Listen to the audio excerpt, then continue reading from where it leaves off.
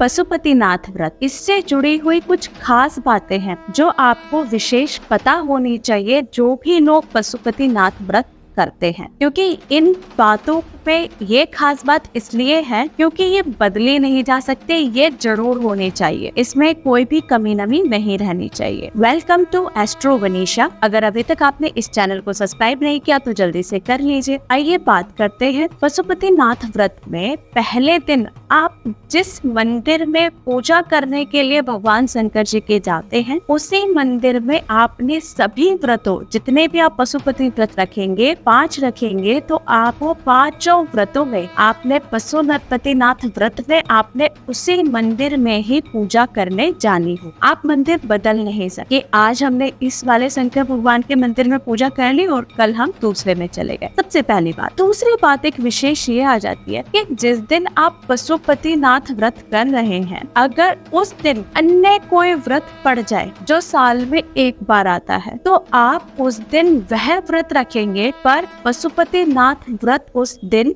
गिना नहीं जाएगा जो व्रत आप कर रहे हैं। मान लीजिए 5 व्रत आप पशुपतिनाथ व्रत कर रहे हैं और जिस दिन पशुपतिनाथ व्रत है उसी दिन मान लीजिए कि दुर्गा अष्टमी का व्रत भी है या नवरात्रि व्रत भी है, चाहे आप फर्स्ट रखते हैं या लास्ट या सारे नवरात्रि, अगर उसके बीच में आप व्रत रखते हैं तो फिर वह व्रत आप पशुपतिनाथ व्रत में नहीं गिना जाएगा। आप उसे उस दिन वो वाला व्रत कर लीजिए जो साल में एक बार आता है, चाहे वो शिवरात्रि का हो, चाहे वो अन्य कोई अहोई का हो, करवा चौथ का हो, मतलब कभी भी कोई भी व्रत आ सकता है। कहने का अर्थ ये है, तो आप उस दिन उस व्रत को आप पशुपतिनाथ व्रत को में नहीं गिनेंगे, किंतु व्रत जरूर रहेंगे। अब बात कर लेते हैं कि पशुपतिनाथ व्रत में मासिक धर्म, अगर मान लीजिए आपको मासिक धर्म आ जाता है तो आप उस दिन व्रत छोड़ नहीं सकते। आपने व्रत वैसे के वैसे ही रखना है, किंतु आप पूजा नहीं करेंगे और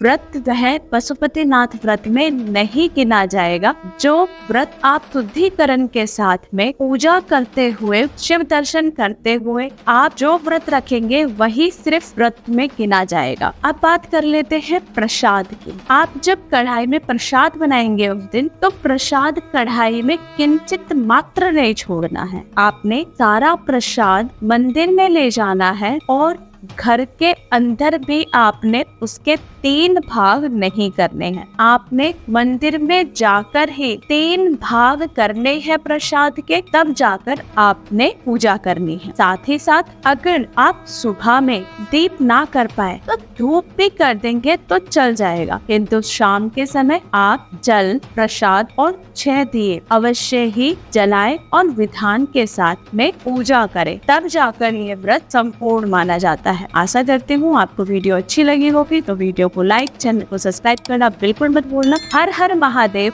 अवश्य लिखना कमेंट में। इसी के साथ जय श्री राम।